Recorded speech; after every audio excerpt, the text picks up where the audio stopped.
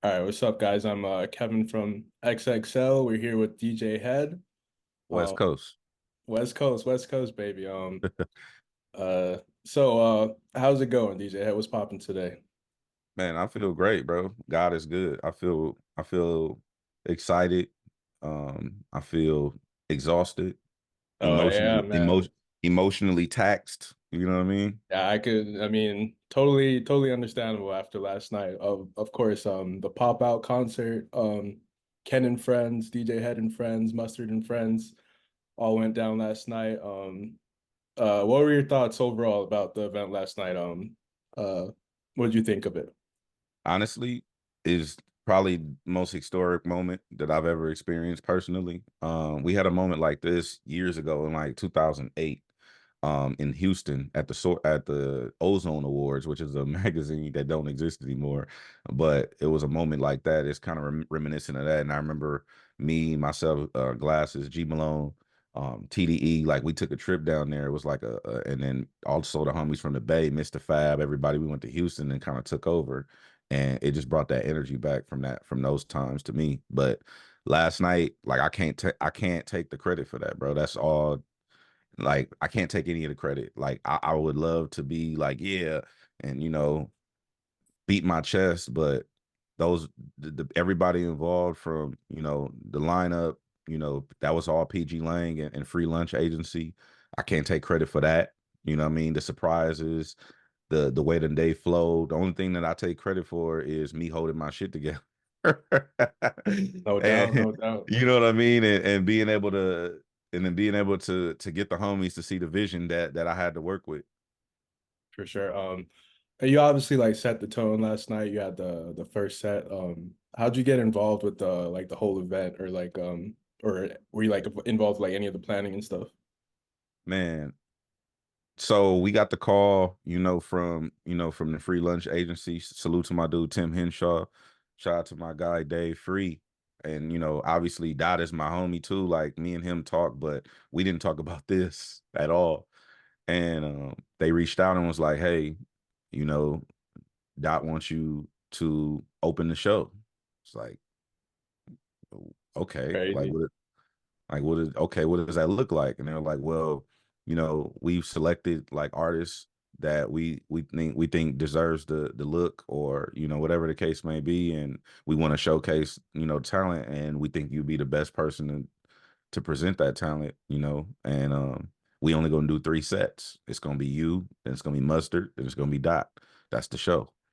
I mean, what am I saying? No, like, so when you get a call like that, it's really just a privilege and an honor. And I'm not one of these people who feel entitled to anything. Like I've known, Dot at this point.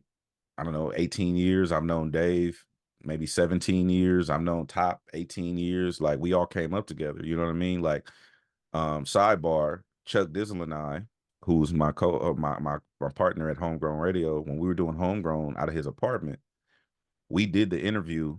Oh, let me make sure my camera. We did the interview where K Dot changed his name to Kendrick Lamar. We did that interview on our show. Crazy. That's legendary right there. Yeah, true story. And we did that interview in Chuck's apartment on Homegrown Radio. I believe that was like 2009, maybe if I'm not mistaken. It's out there. It's on YouTube. If you go on the Homegrown page, Homegrown Radio YouTube page, it's somewhere in there. But so for me, it was a full circle moment, because I've known these people for so long, and so getting that call, it was like, this feels good. It makes sense. And I'm grateful. Like I'm not one of those people who feel like I'm supposed to be there. Like I think that's a truncated thought process whenever you feel like you're entitled to someone's platform. So I always operate in gratitude. Like gratitude is always my attitude. And I'm just grateful to be in the space. For sure. That's very well said. I mean, the fact that there's only three sets and you were one of them, that says it all right there. Was there like a convo had about only West Coast artists performing last night? Like, because some people were There like, was no there was no convo. It was, I mean, it's I don't think there needed to be a convo. There was you know what I mean? It's just like when once they what they told me was this: the energy we going. The energy is not about dissing anybody. The energy is not about um throwing dirt on someone's grave. The energy is about celebrating us. And so once you only have to tell me something one time, I understand the assignment. For sure, for sure. Like with like planning your set, like how did that go? I know they said you said like they wanted to showcase like the local talent and stuff like that. Well, yeah. So the set, they pretty much gave me who's on my set. It was like, hey, here's who we've hand selected. Because they know I have relationships with everybody. So they're like, here's who we've hand selected. Make this make sense from a DJ standpoint. And I'm like, okay, perfect. I'm a DJ. I got you. Um, and so, the first time we did rehearsal, it was rough because I was curating a set in real time, and I was trying to make it make sense from a record standpoint because we're from LA, bro. Like, I know that we're doing the forum and these records are gonna go off in LA. I'm also being mindful, and I'm trying to explain to the homies and the homegirls, this is not for just LA. This is for the world. So as I'm curating the set, I want to make sure that when we are felt, we're not just felt in the forum. We're not just felt in LA. We're not just felt in Inglewood. I want the world to feel this shit. So when I'm putting the set together, I'm trying to be mindful of where these records land, how they've traveled, how they've lasted throughout the time. Um, and then also introducing artists to the point where I'm not setting them up for failure by just throwing them out there and making people go after certain people or whatever the case may be. So, like I said, they curated the line. I mean, they handpicked everyone, and I curated the lineup the way it went. For sure. It was very well done watching it last night. What's your like connection with Kendrick and like how'd you guys meet? Through Top.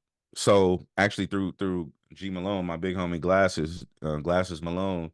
We were just pushing our line, like trying to get in the music industry. And to be honest with you, nobody they wouldn't let us in. Not that they wouldn't let us in. That sounds like I don't like the brat thought process or mentality, but no one would really help us understand what we were trying to do, if I'll say it like that. And you know, um, Division, that's the crew that I was with, and TDE, we just kind of was like, we just gonna do this together because my big homie Glasses is really good, really tight with, Top Dog is from Watts. He from Nickerson Gardens, in Watts. And so they both from Watts. Glasses is from a neighborhood in Watts that's not too far from the Nickersons. So they know each other very well. And it was like more or less street homies. It wasn't like rap. And we Top was like, well, I'm pushing this TDE thing. I got these artists, I got these 4 artists, and we would always go over there. I mean, if you go do your history lesson, me, I'm on Absol's album on Long Term 2, and that came out in 2010, I believe. Um, and that's low key. I didn't start DJing until like 2008, 2009. And if you go listen to the song called Song Cry, I'm on the beginning of that album because that's when I first started really getting into my DJing. And you'll hear Absol like, I hear you. I'm checking you out on the DJ shit. Like, just because I was just Head from Carson. I wasn't a DJ. And we all just kind of came up together and rallied around each other. And as everybody started to find their way, we changed Dot's name on our show, and then J Rock was the front man at the time because he the one who had the record deal with, and with Warner. And it would, they went on tour in the Rock Van, and we went on tour together, the Independent Grind tour with Tech Nine. So our bond is deep. And I know that the speculation has been for the last 2 months or so that I'm just some random guy. Like, who the fuck is DJ Hed? Well, I don't have an industry relationship with these people. You know what I mean? Much like everybody else that was watching the back and forth, my relationships are not industry. And not at least not here in Los Angeles. Like my relationships come from a different place. And so it's not the same thing. And so that's kind of how we started. We came up together, honestly, in a real way. Like talking about I can't say that, but there was certain things that would go on that people don't need to know. But it was like, bro, these are my real homies for real. You know what I mean? Like Dot would, look out for me if I needed to, like, or like because I've definitely. I remember we came home. I could share this one. We came home from the road. This is like 2010, and sorry, Dot. Dot had this old ass, busted ass BlackBerry. It was terrible. It was a terrible, it was a terrible device. He had this old busted BlackBerry with the trackball missing. And and so when we came home from the road, I remember one of the homies called me. He's like, "Yo, we doing this show at the Dragonfly. That's this venue out here in LA on Santa Monica." And he was like, "I need, can you get J Rock to perform?" And I'm like, "Nah, he ain't gonna do it because y'all ain't got no budget. Like J Rock is booming. You know what I mean?" So he's like, "Well, what about the other homie that you fuck with?" I'm like, "Who?" He's like, the one that be hype manning for J Rock. I'm like, "Oh, Kendrick." He like, "Yeah." Well, his name was K Dot. K Dot Kendrick. He was like, "Yeah." Didn't he like? Can we get him? And I said, "I'll ask him, but what you got?" He's like, "Man, I got 500." Right. And so I called Dot and I said, "Yo, uh, the homie wants you to come do a show, at the Dragonfly. You want to do it?" He was like, "What he talking about?" I said, "Man, he got 500." He said, "Let's do it. I need that right now." And it was like, so that's how deep rooted my relationships are. You know what I mean? And I think that people get it misconstrued when we're not loud, we're not boisterous. If you from our side of town, you don't see a lot of boisterousness or flamboyant. We're not flamboyant people. We don't flaunt our relationships. We don't wear I don't wear jewelry at all. You know what I mean? Like that's not what we do from where we from like that. So I think people get it misconstrued that they think it's not still like this because we're not boisterous about it. Just like Top was there last night. You know what I mean? Punch was there last night. Like, and you saw a black hippie on stage. Like, so I think all the speculation has been put to rest as far as like where people stand and who they are and their allegiances and where they lie. And I think it's funny. No, that was definitely a moment last night. The Black Hippie TDE reunion. What do you think about seeing that come together on stage? It's just, bro, for us, it's normal. It's the homies. The thing is, the world, that's my point. The world doesn't know that the homies still clown. Like, the homies are the homies. It ain't never been no none of this. It's always been like, bro, that's the homie. Like, and this is something I was trying to explain to Elliot Wilson, and I was trying to tell him when it come not Elliot Wilson, I'm sorry. When I was trying to explain to academics, when I was talking to him, it's like, bro, the thing that people don't really understand about us on this side is we could have our tiffs.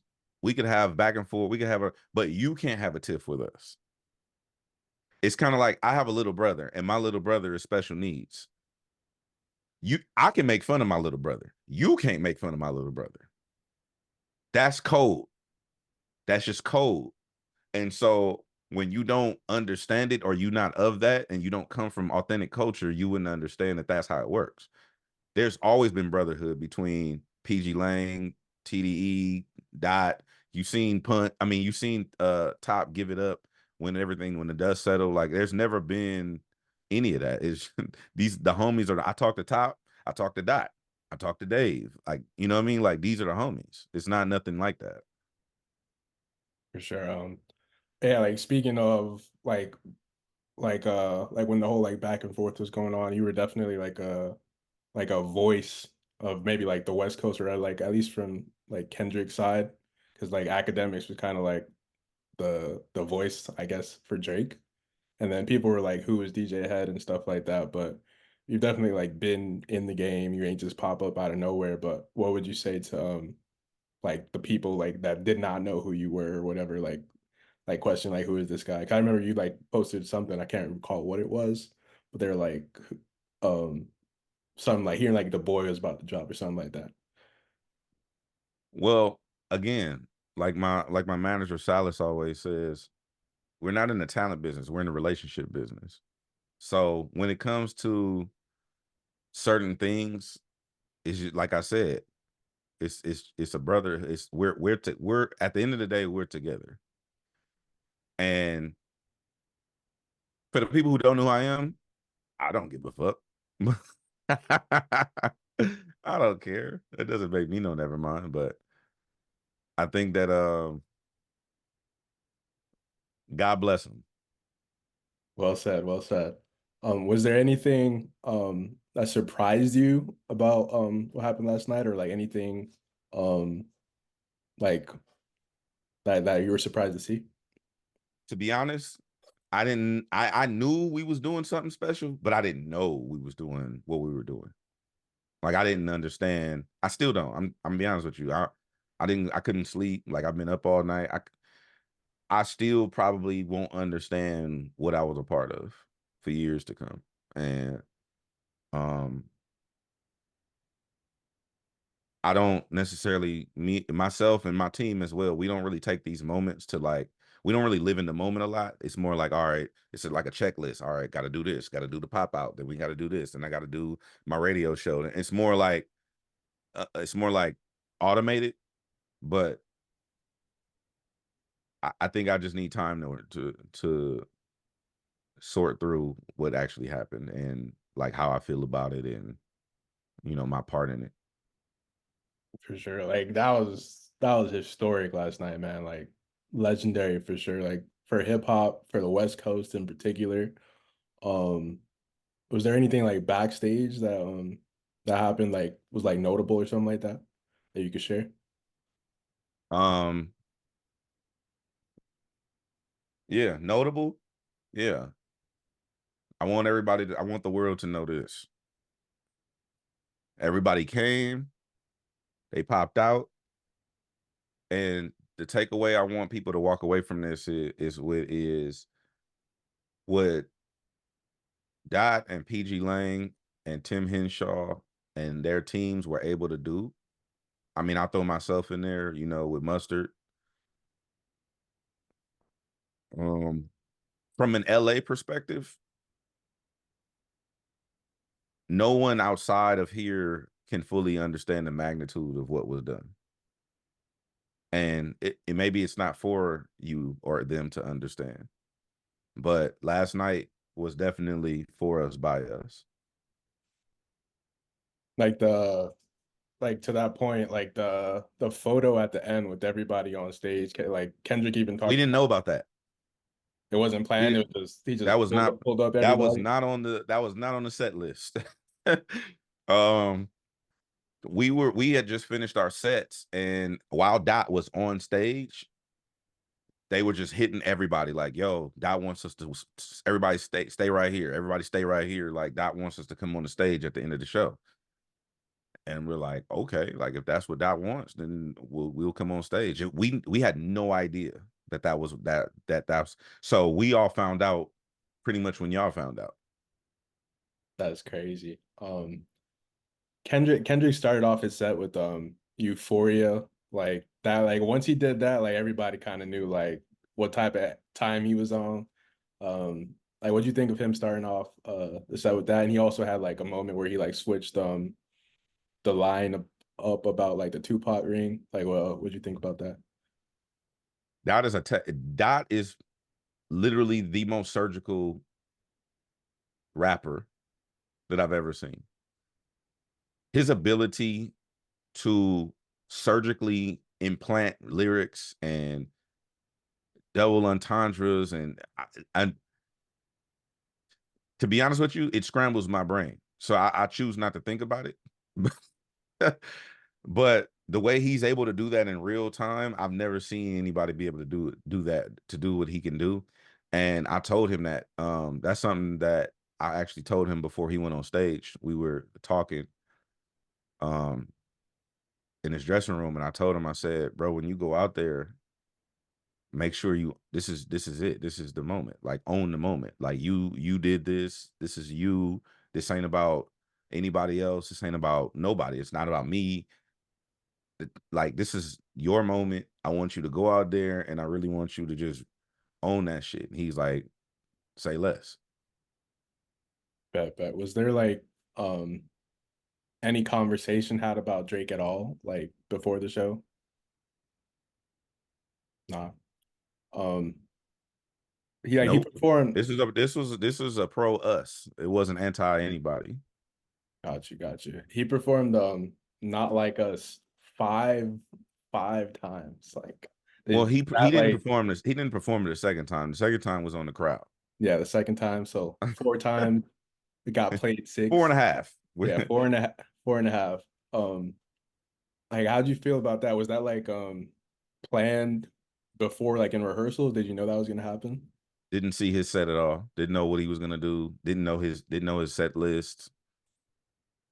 I was too worried about mine, bro. Like, even Mustard, like, we had no idea because we all had our own shit to worry about. You know what I mean? Like, Yeah. I had more people. I had the most people on my set than everybody. Yeah. So, and I had people from this side of the tracks, people from that side of the tracks, and it was just a lot of energy being focused on me being able to produce and present that in a palatable manner, and also let the homies and the homegirls know this ain't about us. This is a moment for this is for everybody. This ain't about you or me. This is about us. And so that was enough for me. I wasn't worried about what I don't worry about what Dot is gonna do. Dot, he gonna do what he gonna do. I'm not worried about what Mustard is doing, because the only thing that me and Mustard did was we got together and went over like our sets together as far as like what I'm gonna do, what he's gonna do, because I didn't we're DJs. So as a DJ, if I'm gonna have a DJ set, I don't want to burn the other DJ. And that's something you DJs need to learn about being an opener. I'm 40 years old. Mustard is the little homie. Dot is the younger homie too. Sometimes you have a position to play and you play your position.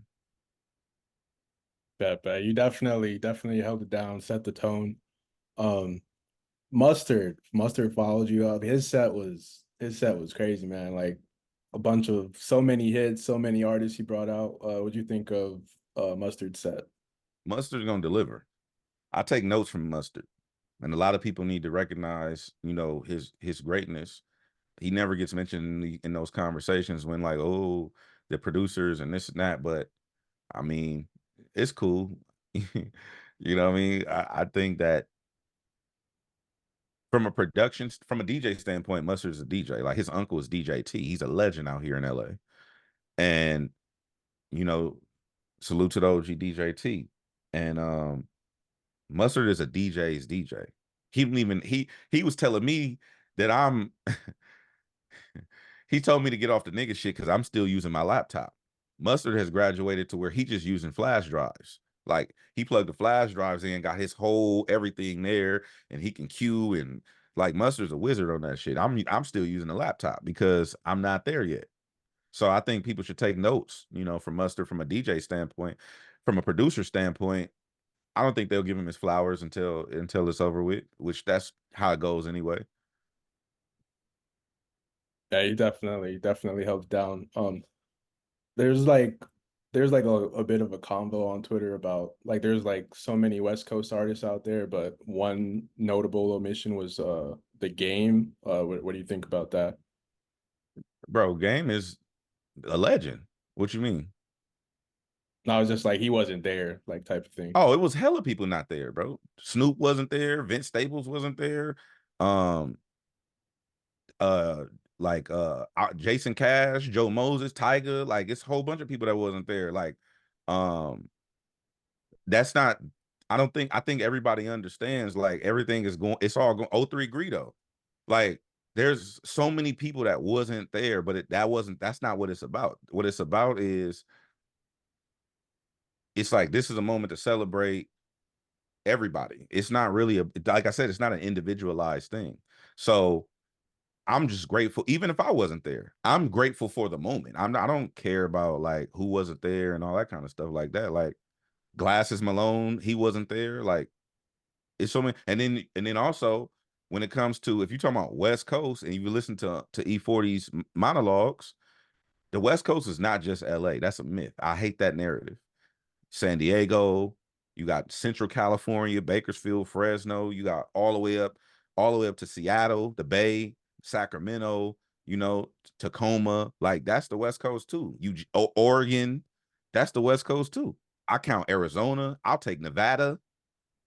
You know what I mean? Like, Baby Keem. So my point is, it's a lot of people that wasn't there. That's not the point. The point is, this is the moment. Let's celebrate the moment. Word. Why do you think Kendrick wanted that photo at the end? Like, he definitely emphasized unity and like all the different sets and stuff being together. Like, why do you think he like wanted that as a moment or highlighted? I have no idea. My speculation is that he wanted to make a statement, like what I just said. He wanted to make sure that the world saw this togetherness that he's trying to create, and that was the energy going into it. That was the energy that I got from the team. It's like Dot wants to make sure that this is a moment for us, and he wanted the world to see that. He said that on the mic. I want you know, I want the let's let the world see this. That's important because a lot of times, especially in Los Angeles, I won't say the West Coast, but in Los Angeles, in the surrounding areas, we get typecast as a certain monolith. And that's not that. There's nuance to our culture.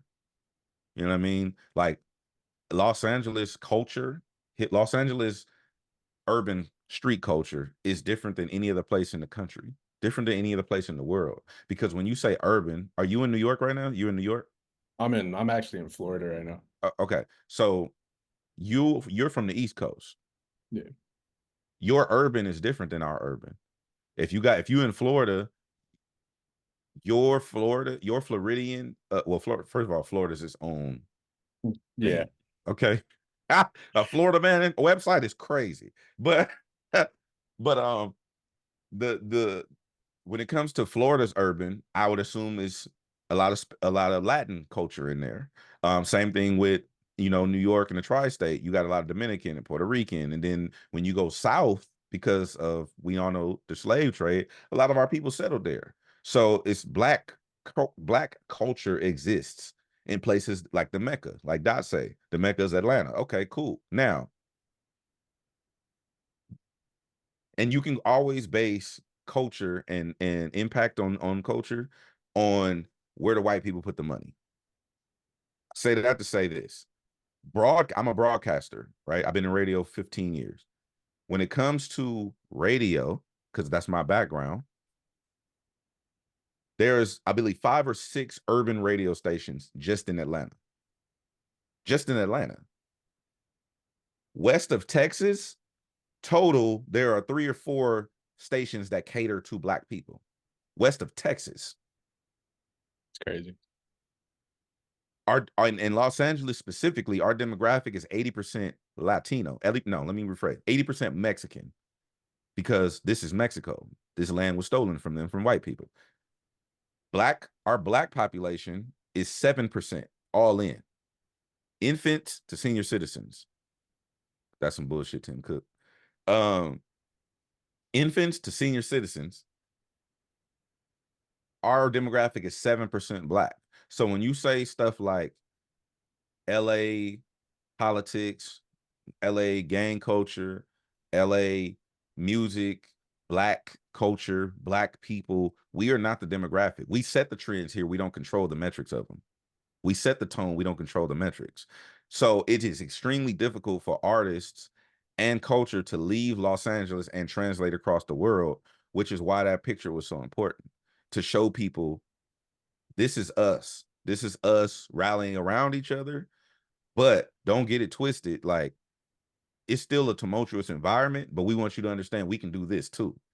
You're not, everywhere else is not the only place that can do this. This is the home for that. This is where that originated from. But I want the world to see that we can do this as well. That was definitely a powerful moment. Beautiful to see. Where do you think Kendrick goes from here? Like, is there like any new album that you know of? Yo no sé, no habla inglés. Gotcha, gotcha. Of course, you have your new radio show on Sirius XM called Effective Immediately. Yes, sir. Effective immediately. Myself, Gina Views. Tap in with us effective immediately on all platforms. Hit the YouTube, check out the podcast, all that stuff. Anywhere you podcast. But yeah, Sirius XM. If you want to catch the show live, you can every Sunday, 5 p.m. to 8 p.m. Pacific.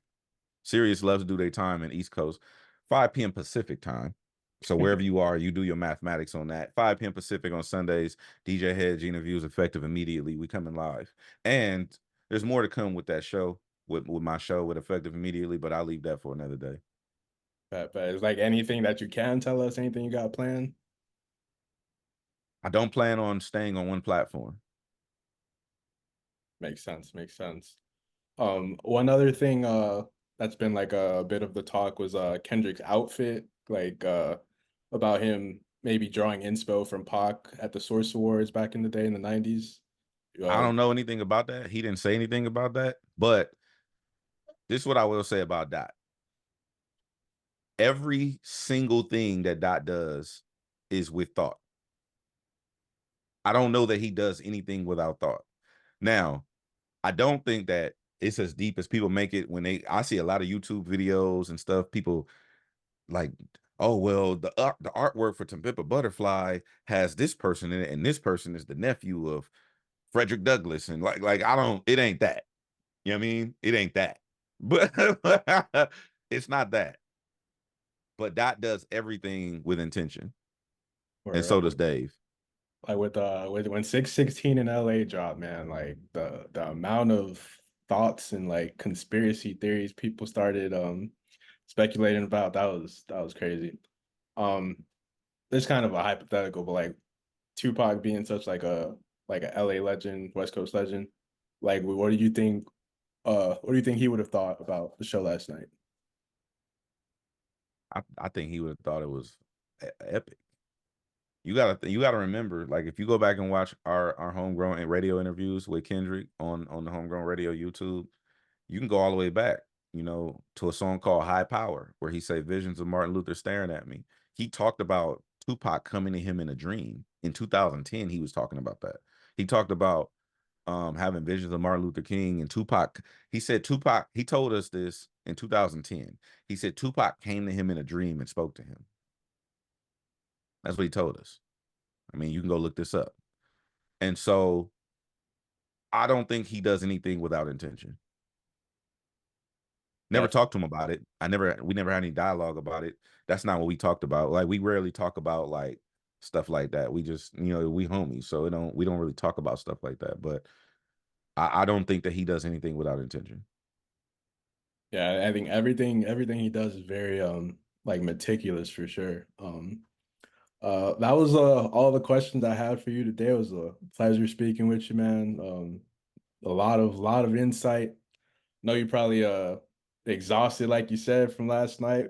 Get some Whooped. rest. I don't know if I'm be able to do that. I got a lot to do. Um I got a lot coming, and I'm excited. But the West got something to say. Definitely, definitely. Well, it's been a pleasure, man. Hope you enjoy the rest of your day. Once again, I'm Kevin from XXL. We're here with DJ Hed, and that's that.